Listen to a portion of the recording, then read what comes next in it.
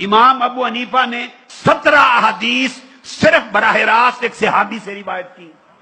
یہ شان کسی امام حدیث کو حاصل نہ تھی. امام ابو حنیفہ نے سینکڑوں احادیث بے واسطتین روایت کی براہ راست تابعین صحابی سے، وہ عن رسول اللہ. وہ ثنائیات روایت کی، ثنائیات. اور ثنائیات نہ امام بخاری کے پاس ہے، نہ امام مسلم کے پاس، نہ امام ابو داؤد کے پاس، نہ امام ترمذی، نہ نسائی کے پاس. ان کے پاس ثنائی ہیں ہی نہیں.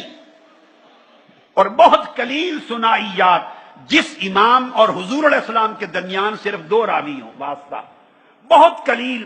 تھوڑا امام مالک کے پاس، باقیوں کے پاس ہیں ہی نہیں. امام اعظم ابو حنیفہ کی سب سے اعلیٰ درجے کی سند احادیات ہے. احادی سب سے اعلیٰ درجے کی سند براہ راست صحابی سے روایت کی امام ابو حنیفہ نے، چونکہ وہ تابعی ہیں، صغار تابعین میں سے ہیں، صغار تابعین، مگر احادی ہے. اور امام بخاری کی سب سے اعلی سند ثلاثی ہے، 3 واسطوں کے ساتھ. اور امام ابو حنیفہ کی سب سے اعلیٰ سند 1 واسطے کے ساتھ. تو یہ زمانی قرب زمانی بہت ساری شرائط سے انہیں بے نیاز کر دیتا تھا. جب متاخرین نے بعد کے زمانے میں علم مدون ہوئے، اصول اور قواعد مرتب ہوئے، تو جو شرائط مقرر کی گئیں وہ میں سمجھتا ہوں کہ اس زمانے اور بعد کے زمانے کے لیے تو اطلاق حجت ہے، مگر جو سیکھا امام ان سے پہلے وہ گزرے وہ ان شرائط کے پابند نہ تھے، چونکہ قرب زمانی اور سند عالی ان کو بے نیاز کرتی تھی بعد زمانی اور سند نازل کی وجہ سے. بعد کی ائمہ کی سند نازل ہو گئی، زمانہ بعید ہو گیا. اور پھر یہ کہ امام بخاری کے پاس 22 ثلاثیات ہیں. کتنی؟ 22 حدیثیں ایسی ہیں امام بخاری کے پاس. کتنی؟ 22، جس میں امام بخاری اور آقا علیہ السلام کے درمیان 3 راوی ہیں، 3 واسطے ہیں. 22. ان 22 میں سے 20 احادیث ان 22 ثلاثیات میں سے وہ ہیں جو امام بخاری نے امام اعظم ابو حنیفہ کے تلامذہ سے روایت کی ہیں، امام ابو حنیفہ کے شاگردوں سے روایت کی ہیں. ثلاثیات بخاری کل 22 ہیں، پوری بخاری میں کل 22 ہیں. ان 22 میں سے 20 حدیثیں ایسی ہیں جو امام اعظم ابو حنیفہ کے تلامذہ سے روایت ہوئی ہیں. وہ امام بخاری کے شیخ ہیں، ان سے سند دوسری طرف چلی گئی ہے، مگر وہ امام ابو حنیفہ کے تلامذہ بھی ہیں. تو جن کا درجہ قرب زبانی کی وجہ سے بہت اعلیٰ تھا، وہ بہت ساری شرائط کے اس طرح کے اطلاق سے بے نیاز بھی تھے. تو اس کا معنی یہ نہیں کہ وہ اپنی صحت کے درجے میں بہت نیچے گر گئے، نہیں. جو شرائط امام بخاری مسلم نے اپنائی، ان شرائط نے اس علم کو مقید کر دیا، وہ قواعد ہو گئے. اس کی وجہ سے علماء امت نے ان کا درجہ سب سے بلند کر دیا. ورنہ صحیح بخاری لکھی جانے سے قبل امام شافعی کہتے تھے آسمان کے نیچے قرآن کے بعد اصح الکتب وہ موطا امام مالک ہے. وہ امام مالک کے موطا کو کہتے تھے قرآن کے بعد اصح الکتب بعد کتاب اللہ تعالی موطا امام المالک. تو موطا، چونکہ اس وقت صحیح بخاری موجود نہیں تھی، تو یہ بھی درجے رہے ہیں، یہ بھی درجے رہے. پھر جب صحیح بخاری آ گئی تو بعد میں اصح الکتب بعد کتاب اللہ الباری الجامع الصحیح البخاری ہو گئی. تو سمجھنے کی ضرورت ہے کہ اگر کوئی حدیث کسی اور کتاب میں ہے، دیکھو مسند احمد بن حنبل میں ہے، اور امام احمد بن حنبل خود امام بخاری کے شیخ ہیں، امام بخاری کے شیخ ہیں. مصنف عبد الرزاق میں ہے، وہ امام بخاری کے شیخ ہیں. مصنف ابن ابی شیبہ میں ہے، وہ ان کے شیخ ہیں امام مسلم کے. امام مالک کے ہاں ہے، وہ امام بخاری کے دادا شیخ ہیں. امام شافعی پردادا شیخ ہیں، پردادا. امام بخاری کے شیخ احمد ابن حنبل، ان کے شیخ امام شافعی، ان کے شیخ امام مالک.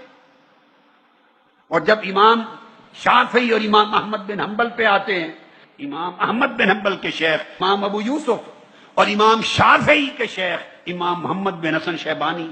امام احمد بن حنبل بھی پوتے شاگرد ہیں امام اعظم ابو حنیفہ کے، اور امام شافعی بھی پوتے شاگرد ہیں امام اعظم ابو حنیفہ کے.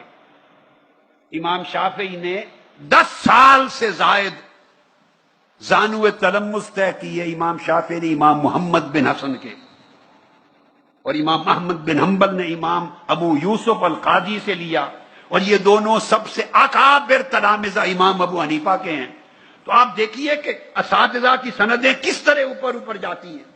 تو بھئی وہ جن کے شیوخ اتنے اعلیٰ ہیں، اگر انہوں نے اپنے اعتماد کے ساتھ اور اپنی توثیق کے ساتھ ان اسناد کی، اسانید کی، ان روات کی توثیق کے ساتھ اگر سند لی ہو، تو کیا وجہ ہے کہ سند بھی صحیح ہے، جید ہے، قوی ہے، کوئی راوی مطعون نہیں ہے، متکلم فی نہیں ہے، اور ہر راوی ثقہ ہے، اوثق ہے، حافظ ہے، متقن ہے، روات صحیح ہیں، عادل ہے، ضابط ہے، اور اس میں کوئی علت اور شذوذ بھی نہیں، ساری شرائط صحت پوری بھی ہوں، اور چونکہ مصنف عبد الرزاق میں ہے لہذا اس کو نہیں مانیں گے یا کم صحیح مانیں گے؟ کیا وجہ ہے اس کی؟ امام بخاری خود ان سے لیتے رہے، اپنی صحیح بخاری میں وہ عبد الرزاق سے روایت کریں تو جائز، اور امام عبد الرزاق خود اپنی کتاب میں روایت کریں تو ناجائز. یہ کون سا اصول بنا لیا ہے ہم نے؟ یہ علم کہاں سے آیا ہے؟ یہ قاعدہ کہاں سے آیا ہے؟ امام بخاری، پھر دوہرا رہا ہوں، امام عبد الرزاق سے روایت کریں صحیح بخاری میں تو ثقہ جائز، اور امام عبد الرزاق امام بخاری کے شیخ خود اپنی کتاب مصنف میں روایت کریں تو چونکہ مصنف عبد الرزاق ہے تو وہ ثقافت سے گر جائے گی. یہ کیا کہاں کا معیار؟ امام مسلم امام ابن ابی شیبہ سے روایت کریں اور ہر صفحے پر ہر ورق کے بعد سینکڑوں احادیث، سینکڑوں ابن ابی شیبہ سے روایت کریں تو جائز، حدیث صحیح اور اعلیٰ رہے. اور امام ابن ابی شیبہ خود اپنی مصنف، اپنی کتاب میں روایت کریں تو وہ نیچے گر جائے؟ ایسی بات نہیں ہے. پتہ چلا مدار صحت کتاب پر نہیں ہے، اسناد پر ہے. مدار صحت نہ کتاب پر ہے نہ صاحب کتاب پر ہے. مدار صحت روات پر ہے، رجال پر ہے، اور کیفیت اسناد پر ہے. مدار صحت حال سند پر ہے. جس کا حال اچھا وہی اعلیٰ، جس کا حال اچھا وہی اعلیٰ. تو سند بھی حال کے اعتبار سے اعلیٰ بنتی ہے، حال کے اعتبار سے اعلیٰ بنتی ہے. اگر سند اعلیٰ حال کی ہے، اس کے روات اور رجال اور شرائط صحت پہ پوری اترتی ہے، تو یہ قاعدہ ہی نہیں ہے کہ کتاب کی بنیاد پر کسی سند کو، حدیث کو لے لیا جائے اور دوسری کو چھوڑ دیا جائے. یہ اصول حدیث کی تاریخ میں قاعدہ نہیں رہا. ہاں، جب آپ کتابوں کی بات کریں من جملہ اکثریت و اغلبیت، پھر حجت بخاری کو، پھر مسلم کو نصیب ہوگی. صحیحین کا یہ فرق ہے باقی کتب کے ساتھ، مگر اس فرق کا مطلب یہ نہیں کہ باقیوں کو ترک کر دیں، وہ ان کے شیوخ ہیں. امام بخاری، اگر وہ زمانہ آپ کو نظر آتا اور اعتراض کرنے والے کاش اس زمانے میں ہوتے اور امام بخاری کو ایک شاگرد کے طور پر امام عبد الرزاق کے سامنے گھٹنے ٹیک کر بیٹھے ہوئے دیکھے، پھر بھی کہتے کہ میں عبد الرزاق کی نہیں لیتا اور بخاری کا لیتا ہوں. آپ کو امام بخاری جواب دیتے کہ نالائق، میں خود عبد الرزاق سے لے رہا ہوں، تم کیوں نہیں لیتے؟